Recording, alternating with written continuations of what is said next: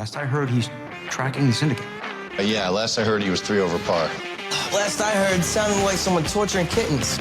Last I heard, my gym makes money. I heard 5. You heard wrong. You heard him. Those were his last words. Last I heard, he'd been defeated again.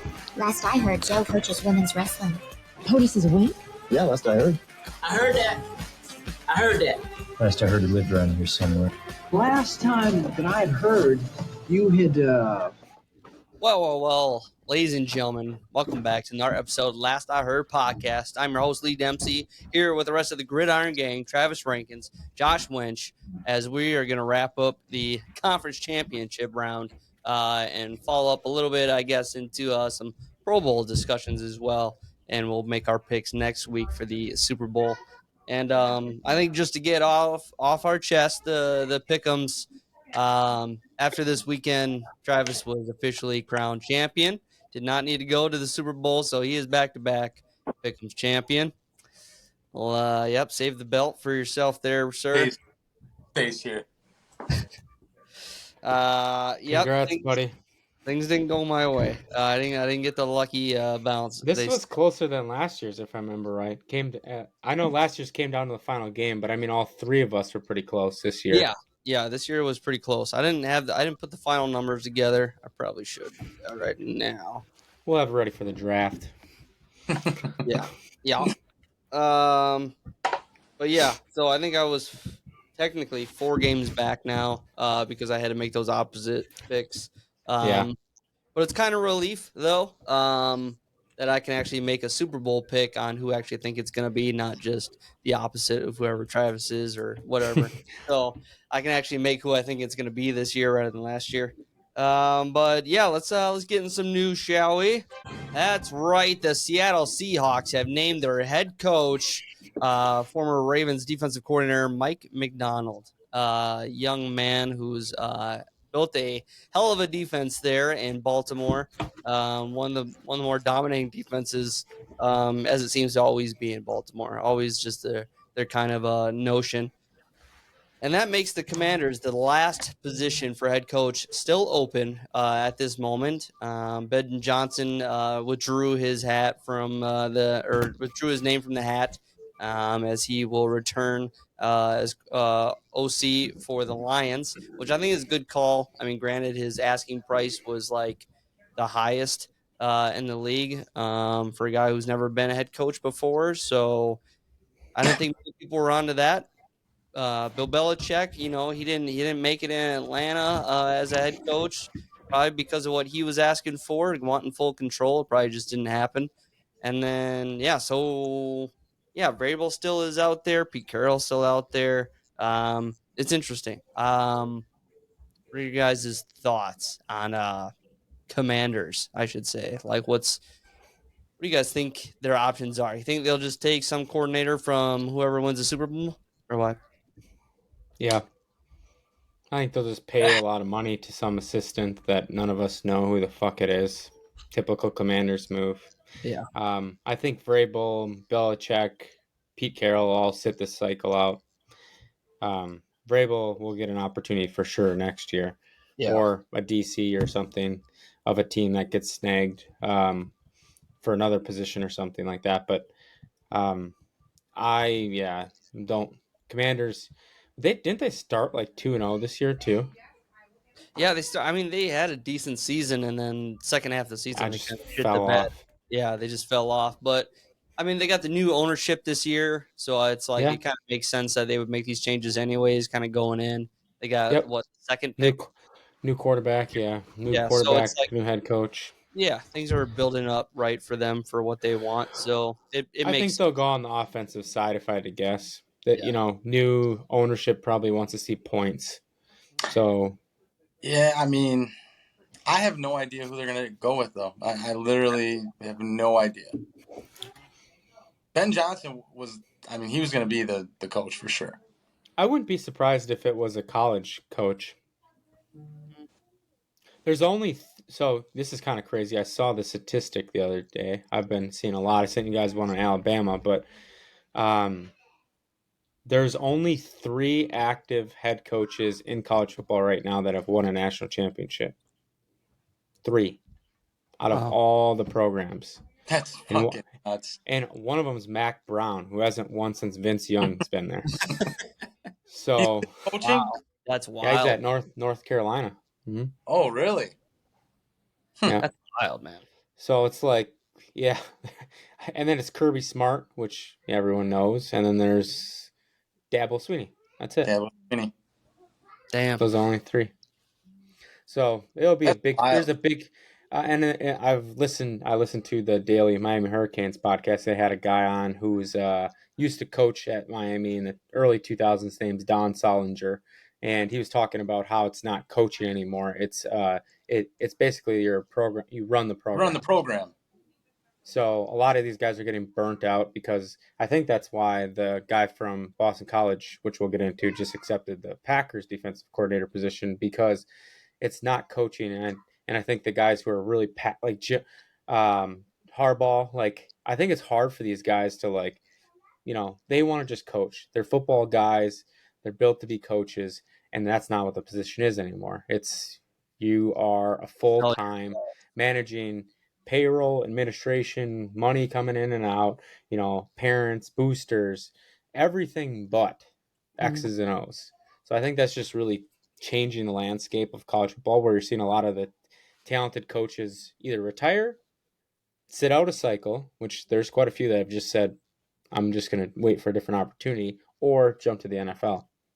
So I wouldn't be surprised if the Commanders kind of look around and say who would be an available option that would make sense, either an OC in NFL or a head coach who's been successful. That makes a lot of sense. I get that. Just wild. No one wants Belichick.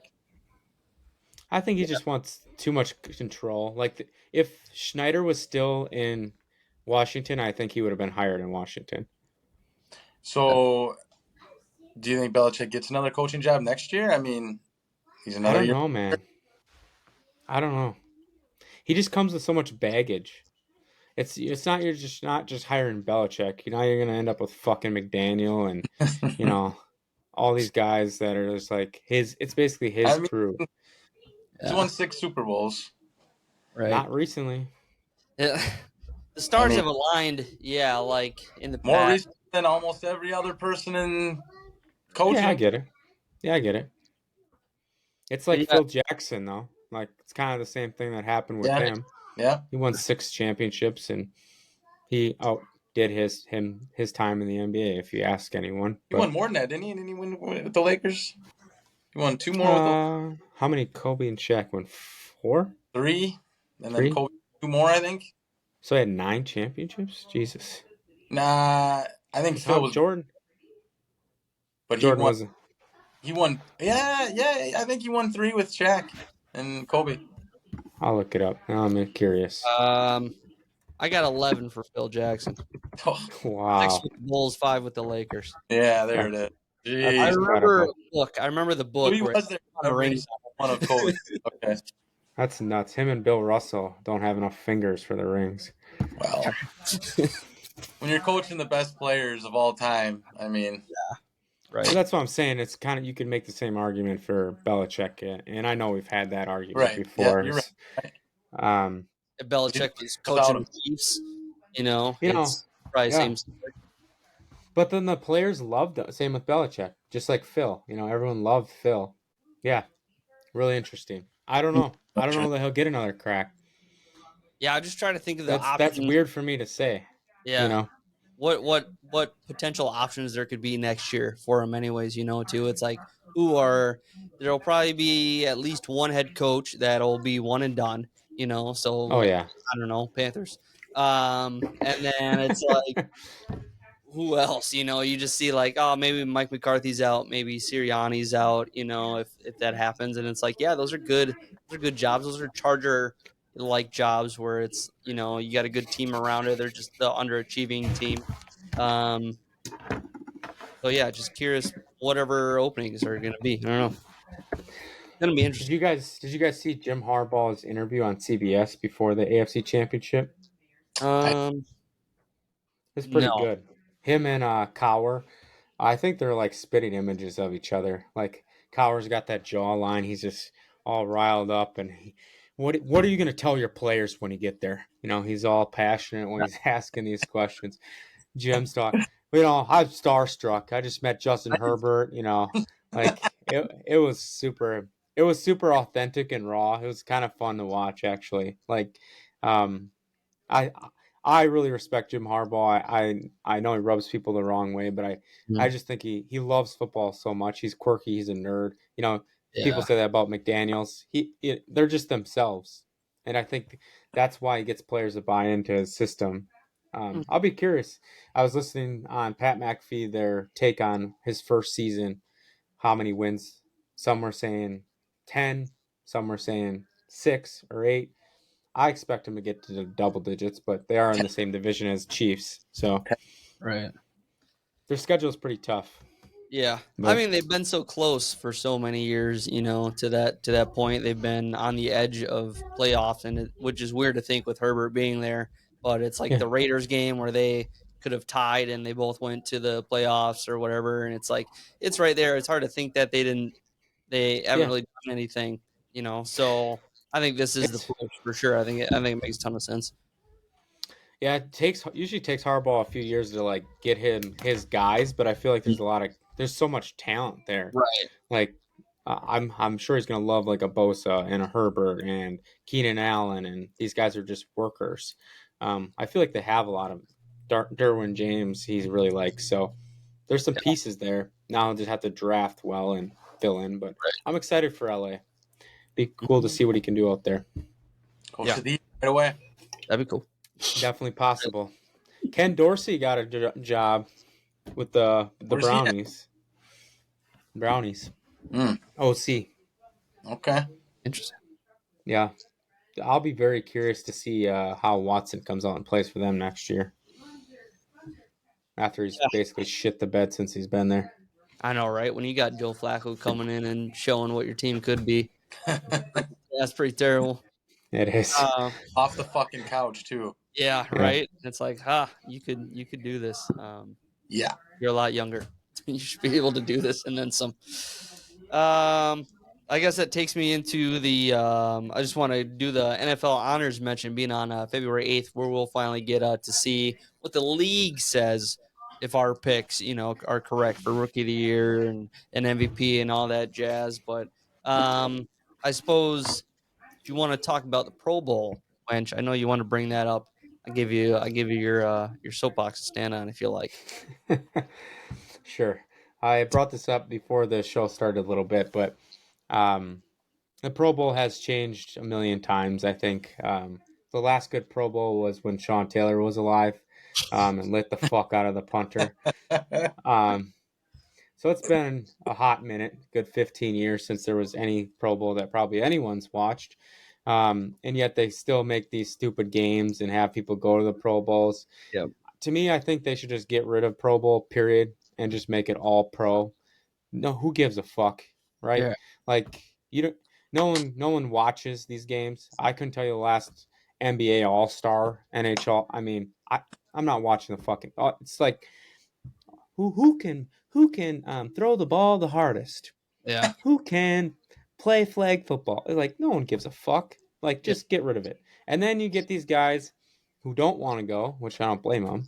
Like, either they're in the Super Bowl, because obviously there's a lot for the 49ers and the Chiefs, or they're just like, fuck you. Like, I don't want to go because I got other better things to do. And then you end up with these yahoos that get named to the Pro Bowl. And they're not even. That just defeat the purpose of having it in the first place. You got Gardner Minshew and fucking Baker Mayfield that just got announced today that they're in the Pro Bowl. The motherfucker, Gardner Minshew isn't even going to start on his team next year. And Baker Mayfield, the only good game he had was against the Packers. If he played the Packers 17 games this year, maybe he'd be in the Pro Bowl. But I can't fathom the fact that these teams and players getting nominated to go to the Pro Bowl.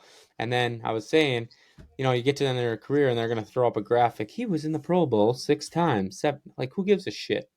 Mm-hmm. They should just discount that as a accolade towards your resume, because all that matters is, even I'd rather hear where you ranked in the NFL 100 than I would how many Pro Bowls you've been to, because that's at least voted on by the players who have some merit versus the fans. Not to discount the fans, obviously we're all fans, but you can just vote for, there was go back to Jeremy, what was his name? Jeremy Lin. You get these guys who just get voted in because they're from another country or whatever, and people popular. vote for them. Yeah, happens all the time in baseball. Yeah. So just I don't give it. I don't want to watch it. I think they should just demolish it and come up with something more entertaining, or just don't have it at all. I'd be fine with that too. There's my rant. I agree. Oh, and I think we missed a news headline. Oh, you want to drop it again? News! Hired their new defensive coordinator. His name is Jeff Hafley. I know it was first on everybody's list, from Boston College. He was the head coach there for the last 4 years. 3 out of the last 4 years, they did go to a bowl game. He brought that team back to some, they were back in relevance a little bit. But he was also a defensive coordinator for the Ohio State Buckeyes when they were, I think, number 1 in the nation. That's really all I know about this guy. I can't really comment any further than that, other than, he looks okay, sounds okay. There was an interview I saw that he did back when he was with Ohio State, and he said, "Oh, I love to play that press man defense." So that's already a bonus for me. If you love to play press man defense, I'm in, because that's what we're missing. We need to be aggressive, and I heard he has a lot of blitzing, so We'll see. I don't know. I can't grade the hire because I have no idea who this guy is, but hopefully it's an A+ and we knocked it out of the park. Hopefully. It's like Jordan Love. We didn't know, but we're going to be positive about it, and we're hoping for the best. Look at you changing a new chapter there. Oh, yeah. It's all New year, new Travis. Here we go. New year, new Trav. I think it was a good hire. I mentioned it to you guys before the show too. He is aggressive and he likes to blitz. His teams are physical and tough, and from a defensive side, I think that's all you can ask for. He's known for his trenches and middle linebacker play. He likes to limit the run and make you throw into aggressive coverage, just the same as I think any defensive coordinator would, but he doesn't play a lot of zone. So I'd expect aggressiveness out of the Packers, which obviously they've drafted a lot on the defensive side lately. Some young talent, some versatile players, which gives them opportunity to blitz from different disguises or looks. So be curious how the marriage works, but good hire. It'll be a fun season. Yeah, I know less about that guy than Travis does, so I didn't even know his name until I think you guys said on Snapchat or wherever it happened, and then it popped up on my news feed, and I was like, "Oh, nice." Packer Twitter will hate it, I'm sure, but yeah, it's because they don't know anything about him either. That's all. Yeah. They just don't know. So the draft when we're expecting. Sometimes I actually like that a little bit better. Though. If you hit on the guy too, like there's some loyalty there, which I do appreciate. You bring in some big names, like Miami tried to do the first year that Cristobal was hired. They brought in the Ryan Broyles award winner, which is given to the top assistant coordinator. He came in, laid a fucking egg, and then we had to fire him after a year, and he was a big name, and we paid him a lot of money. Next year, bring in someone who wasn't a high name, came from Marshall, aggressive, blitz heavy, very similar to Jeff. And I would venture, the defense took huge strides in his under his leadership, and now he's going to be, he's going to be there for a few years. He just signed a contract extension. So yeah, I'm just glad it's not a retread. Exactly. We'll see. I love that. Yep. all right, boys. Man, oh man. Shall we get into the conference championship games, huh? Shall we get into that? Sure.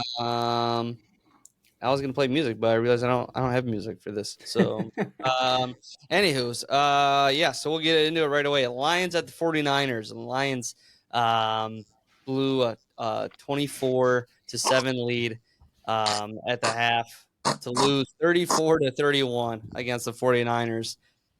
And man, did the Stars just somehow fall down and drop and burn out for the Lions in the second half. I mean, I think you gotta take your opportunities when you get them. We all understand the Dan Campbell fourth down. He ain't afraid of it. He converts 52% of the time, which is like top 3, I think, in the league. But I think you'd need to do that when you think you can't stick with a team. You know, you play that aggressiveness because you're like, we need this in order to stay with them. If you just kick a field goal, your last drive is going to be for a touchdown, not for a field goal and then we need an onside kick. Like, it's just, I think some of that, that was one of the few times all season where I was against Dan Campbell's call of going for it on fourth down. And he went for it on fourth down twice, maybe 3 times, twice in the third quarter. Yeah. So one was a drop, and then the other one was just incomplete, just terrible throw. But other factors were in that as well. And then there was a third and long drop too, which could have been a field goal. So it's like another Reynolds drop. Yeah, so that was rough. Gibbs fumbled, and then Purdy just controlled the game like with his legs. Like everyone was like, "Holy shit, can't believe this guy's running!" But he got it done. Like that was very aggressive and kind of what elite quarterbacks will do when they know they need to fucking do that when there are no options. Like that's like a Josh Allen where he's like, "I can't trust anyone." But not that he couldn't trust anyone in the 49ers, because 49ers were playing fucking great in that second half. But the fact that it's like, I know I can get this on the ground. I'm going to do it myself. So it was just everything going for the 49ers for how aggressive they were, and then complete opposite for the Lions. Just terrible. Yeah, I mean, look, we were talking about it during the game, and I said it right away when he went for it. Look, you're up 14. You kick a field goal, you go up by 17. That's called 3 scores. I will never turn down an opportunity to go back up 3 scores. So basically what happened was the Niners got the ball, went down, kicked a field goal. They stopped them. And then the Lions come back. Why not match with another field goal? You don't have to fucking outscore them in the second half. All you have to do is match. Just kick the fucking field goal, and you are up 17. And I don't want to hear about, he could have missed it. That was an easy kick. That one was an easy kick. If he missed that, well, that's not on Dan Campbell or anybody, because that dude should make that kick. It was from like the 20-yard line at most. Okay? Second of all, then on the other one when you're going for it, I don't have as much of a problem with the second one because it was a farther kick. It was 48 yards. So obviously, that dude I think was 46% from there. So you know what? That one I'm okay with. But that first one is when it all started to snowball. And when momentum happens, man, it happens. And when they stopped him there, momentum just shifted. You could see it instantly. Boom. Then they come down. Boom. Right away. Score a touchdown. And then it's a snowball effect, and you can't stop it. Momentum is fucking real. I saw one of the ESPN analysts, Woody Johnson. I don't know. Big offensive lineman guy. Yeah, the big offensive lineman. He goes, just for all you that don't understand what momentum is, it is real. And it is for sure real. And that's the reason that I thought it was the dumbest decision in the world. You don't put your team in that type of spot, because that's what can happen. And that's what did happen. I mean, I get it. You want to be ballsy, and you did it a lot all year long. That's who you are. But you know what? This is a different game. This ain't, the third game against the New Orleans Saints or some shit. Like, this is to go to the Super Bowl. So I just feel like he should have not made that call. But overall, Lions, man, they came out and punched him in the mouth. Wow, I was not expecting that. First 3 plays, boom, boom, boom, and then boom, Jameson Williams takes off. I was very impressed with the Lions, but they kind of packered it away. And I will say, karma is a fucking bitch, because you know what? They have these player games that they put on NFL Network, and Amon St. Brown was asked what game he wanted to have put on there back in, whatever it was, the July or some shit like that. You know what he picked? The Green Bay Packers NFC Championship game against the Seattle Seahawks in 2014 meltdown. karma's a bitch. So I can't feel sorry for you. I'm sorry. How do you find out that factoid? How much research did you do to Twitter? Oh man, someone's got no life. Yeah, right. That poor soul. Oh, So I'll give you my analysis, and I'm on an opposite side of Travis here. I loved every call. There's only 2 calls in the game I didn't love, and I'll get that in a second. The third quarter, I loved every call that they made. They just got some shitty ass luck. Okay, Yeah. so that Brandon Ayuk play was one of the most spectacular, lucky, whatever you want to call it, fucking plays. That should have been a pick. Hits off his helmet. They get the ball to like the 3-yard line. And that really did spark everything. Although obviously it came off of them missing their 4th down. Josh Reynolds should have been fucking cut in that game. My God. Dude, yeah, man. those drops were so critical in that game. Like his 3rd down one might have been even more important. They had 2 opportunities on those plays to extend drives. Even if they didn't get any points, they probably would have wasted a lot of time and helped themselves get in a better situation. Just minimize that momentum a little bit. But those were killers. Yeah, the other 4th down, I didn't like the call. The one Jared Goff had a bad throw on. I hate rolling. Never want to roll. I hate rolling. You limit half.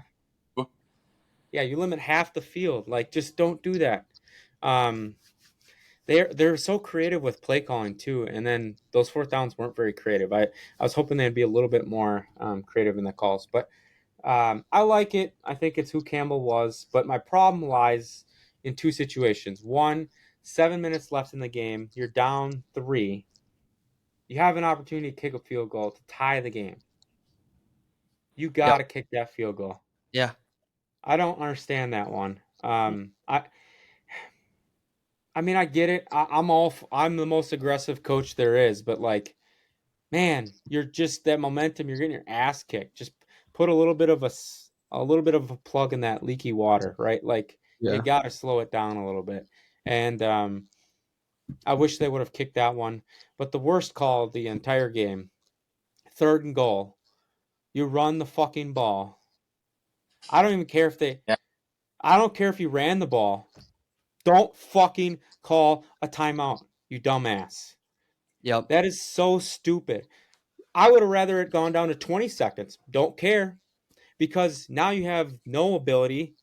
Yeah. If you don't get an onside kick, you lost the game. Yep. If you kept all 3 timeouts, it didn't matter. It doesn't matter how much time is on the clock because you can stop it after 1st, 2nd, and 3rd down. So that is the stupidest fucking call I've seen in a championship game in a long time. And no one's even talking about it. They're talking about everything else, like the 4th downs. No, that was the bad call was the timeout. Because shocked everybody when that happened. Like, I was about to text that as you sent it. Like, what the fuck are they doing? That is so stupid. Like, I don't care. I don't care how much time wasted. Again, like, kick the field goal. I would have rather you kick the field goal because you got to score again anyways. Right. So you might as well just kick the field goal. I would have never ball there. But that one really killed them. I don't know that they still would have came back and won. I mean, it's a long shot, right? Like, you got to stop them, get the ball back, and score within 45 seconds, 40 seconds. Set them up for a better opportunity to do so. Right. That's for sure. But man, as a Lion fan, you got to be excited they got there. But Campbell said it best: you never know if you're going to get back there. I mean, let's be honest; everyone else is getting better. Man, that's tough. I was really hoping they would get there because who would have thought the Lions were going to Super Bowl? They played their asses off in the first half. 3rd quarters are always so massive for those games. I feel like if they could have came out with a little bit of momentum, but give all the kudos to 49ers. I said it beginning of this year, I think they're the best team and they've gotten their chance to get redemption. And we'll talk about that, I'm sure, in a little bit. But what a game. It's a fun game to watch. Brock Purdy. All the haters go fuck off. He didn't game manage. He was running that ball. He had more yards than Lamar Jackson. He was Yep. a beast in that second half. First half, not so good. Yeah. Second half, he showed up. He's got that it factor. Yeah. It does. He's got that Joe Burrow thing. Yeah. Magic. Clutch. Yep. So rare. And that takes us to the Chiefs in Baltimore against the Ravens. Chiefs pull this one off 17-10. Who would have thought such a low score? Wow. I was going to say low score, not the win. We all kind of thought in the back pocket that the Chiefs were going to fucking do it. And once again, I put this up to almost what happened last week where the Ravens went to old school Lamar. They just happened to get it done there. Rather than this week with the Chiefs, it was like, let's rely on old school Lamar running. And he just never got the opportunity to do that. He wasn't throwing the ball well. Like, it was an ugly game for the Ravens. Like, just all around ugly. Getting away from what they've been doing all regular season where they were killing teams, good teams, and to just kind of like go back to your old ways where you're still losing playoff games that way. Why return to it? I don't know. It was frustrating to watch. But yeah, once again, hats off to the fucking Chiefs as they pull off what so easy for them. It's nuts. Like, it's been nothing but Patriots or Chiefs for the last 20 years in the AFC Championship. Mm-hmm. Either one of those guys have made it every single year, and it's just nuts. Hey, man, one go to another, man. I love to see it. Honestly, I love to see it. Going back to the Ravens, though, that play calling was atrocious. That was the least they ran it all year. They led the league in rushing, I'm pretty sure. They did. Not only that, but they had 6 offensive carries from a running back. Yeah. Like, what? Yep. Why? They weren't getting blown out. They were only down 10 for most of the game. Like, it's not like they were down 30 and you got to be like, well, got to abandon the run. Nope, they just said, we just don't have the run in this game plan. Like, why? That doesn't make any sense. How do you lead up to this game getting there by physicality and running the ball and doing all of the things? Like, and then you just go away from it? These are the things, man. These guys get paid a lot of money and then they just, I'm going to be so smart watching this, they won't even see it coming. Yeah, they wanted you to do that because, yeah, if they see something coming, they still can't stop it. Because that's how good you guys are at running the ball. I just don't get it. I don't get the game plan. But on the other side of the ball, that guy named Patrick Mahomes, man, anytime you need him to make a play, he's going to make the play every fucking time. That play to Kelsey where he got hit then, like right after, and he's running around, and he just floats it up to him. Oh, my God, that was so sick. Man, Patrick Mahomes is just, he's that dude. He is so good. Say what you want about him whining, da-da-da-da-da, but he is fucking unreal. And I'm just happy I get to witness 2 GOATs in a row. But hold on, though. He can't ever be the GOAT over Brady just for the sole fact that Brady's 2-0 against him. Won to go to the Super Bowl, and then he won the Super Bowl after he beat him. Oh, and then he beat him in the Super Bowl. So, by my account, that's 2-0 Brady versus young Mahomes, and Brady was 50. I don't know. It's hard to say, but he's going to be right next to him. I don't have too much to say on Crybaby Mahomes. I just hate that motherfucker. Oh, man. I don't know what... The Chiefs defense, we'll get to that when we get prelude the Super Bowl or give our previews or picks or whatever.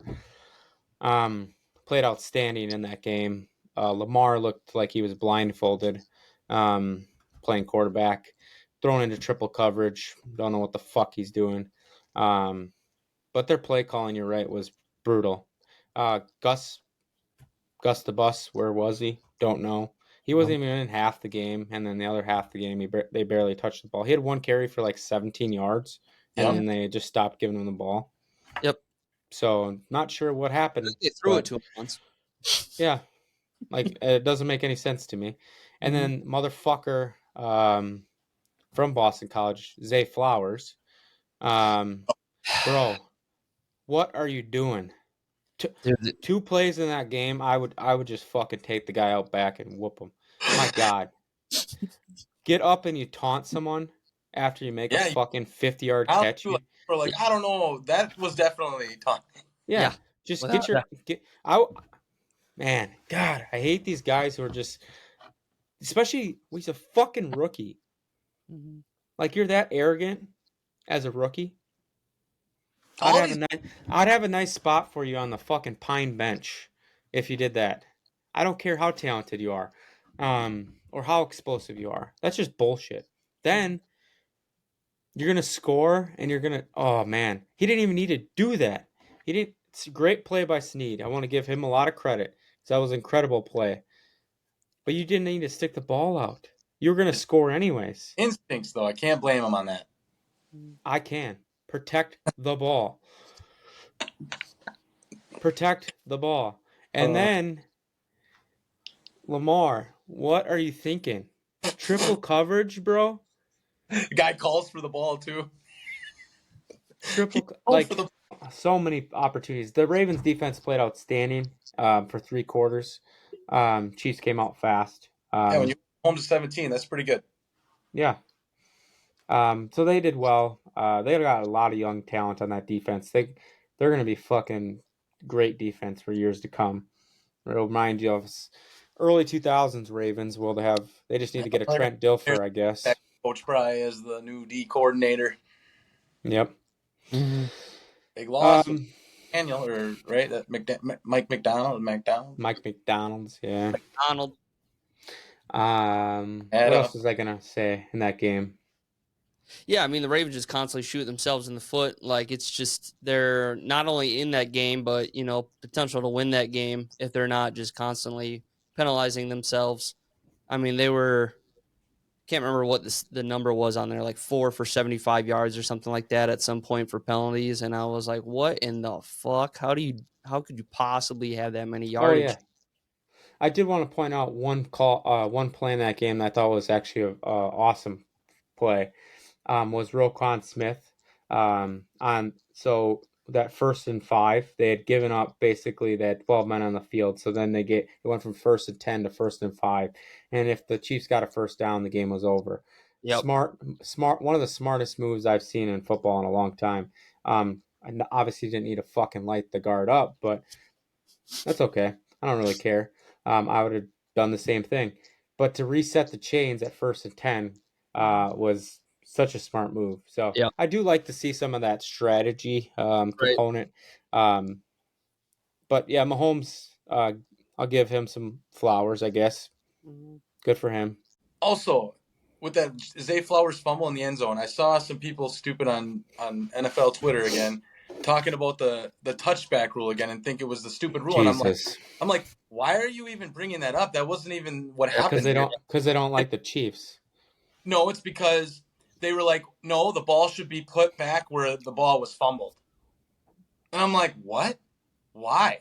Like, have you ever played like a war game? Like, you fumbled it into their end zone. Like, if you recover it, they get the ball back. Like, that's just how this is. Like, I don't understand the whole like touchback thing too, where the hate is. Like, why are millennials trying to ruin everything? Like, that's the way the rule is. Like, just because you don't like it, you have like, that rewards the defense. Don't put the ball out there. That's the rule. Like, hello. Why?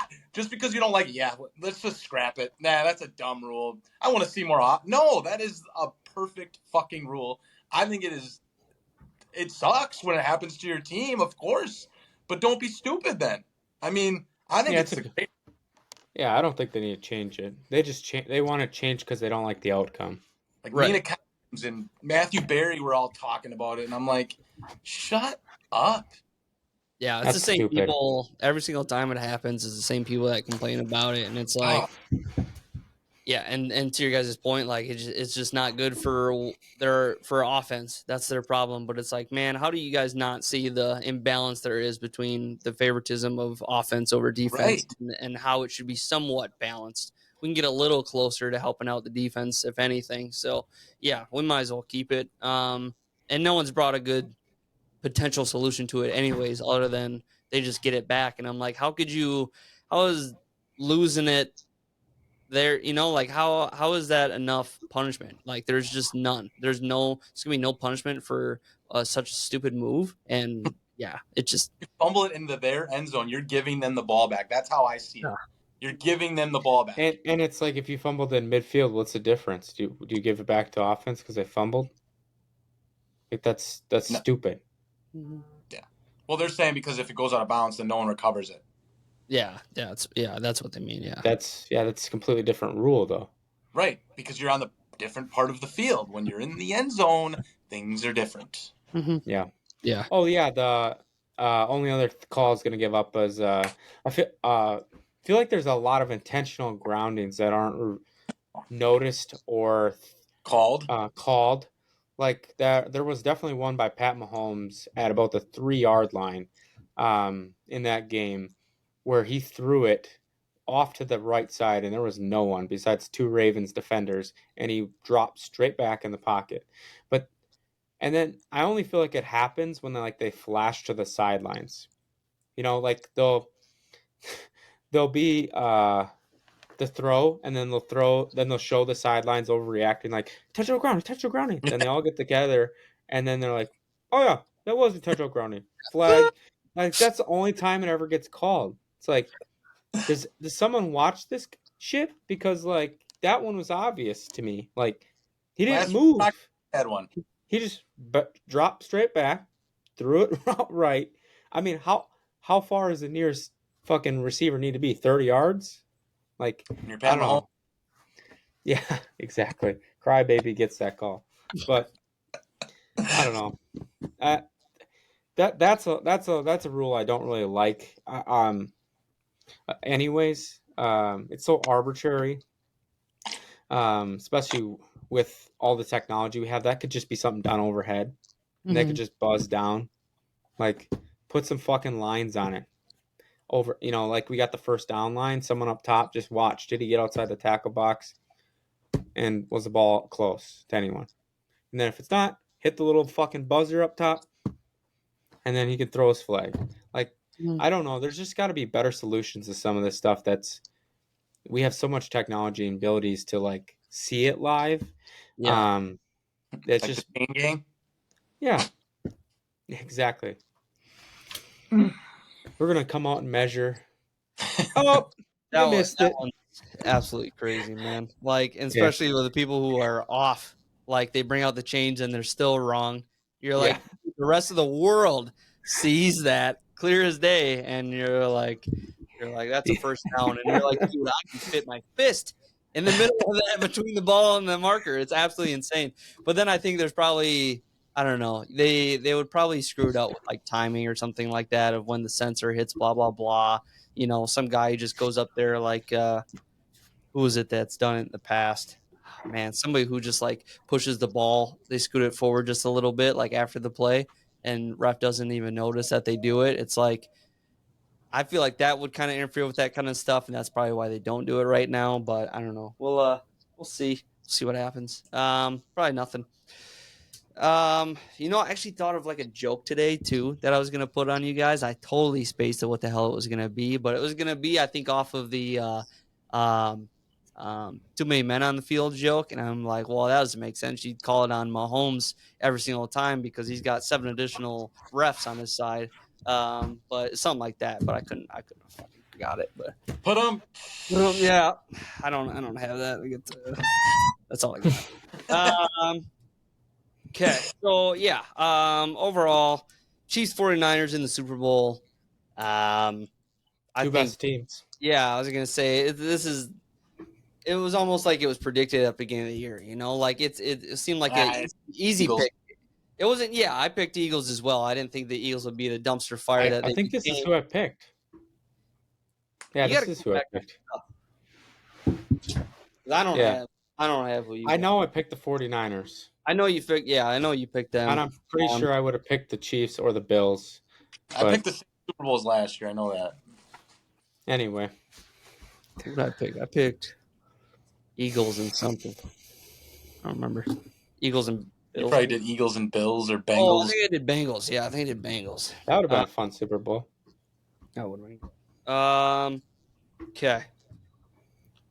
Is that it? Man, it feels like that. I don't want to make our picks yet. I think we should save that for next week. When we get closer to the big game. What's the line on this game? The game is going to be played in Las Vegas, Nevada, with a line coming in at +1 for the Kansas City Chiefs. So the Niners are the favorite right now. Now, when the line first broke on Sunday night, the line was +2.5 Chiefs. So it came down because the Sharps really went after that line, and Travis missed it, unfortunately, and now it's down to 1. I should have put my life savings on it when it was at +2.5 on the money line. Now it's going to be not nearly as big of a bang for your buck. So now, if you're betting this game, folks, you might just want to wait and see what happens because it might go back up. You never know. We'll see. Next week's show, stay tuned for. We're going to do some prop bets as well. It's going to be fun. Yeah, that'll be a good one. Who gets the most right on these prop bets? I love it. Can't wait. Wherever Send you out a list. find, say wherever look you it up. find someone, then we'll go through and pick We it can up. just run through it and see what the answers are.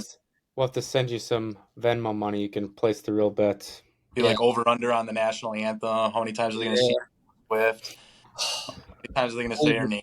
All that kind of over. I'll take. Who's going to be the halftime show celebrity guest? Lil Jon or something like Taylor Swift. Taylor Swift, yeah, she'll be like, no, she was just in the bar. She was in Tokyo. She ain't.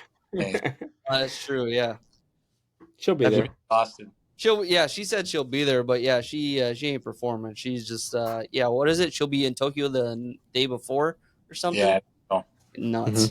Like flying back for that. She'll be able to get back like 22 hours or something before the Super Bowl or something. Nice. Get her freaking beauty sleep and what have we become? All right. I suppose with that, we can wrap this one up, boys. Remember everyone to like and follow, rate and review, and share, as I always say, because that's what makes us world go around here at the Last I Heard podcast. So once again, thank y'all, and that's the last I heard. Peace.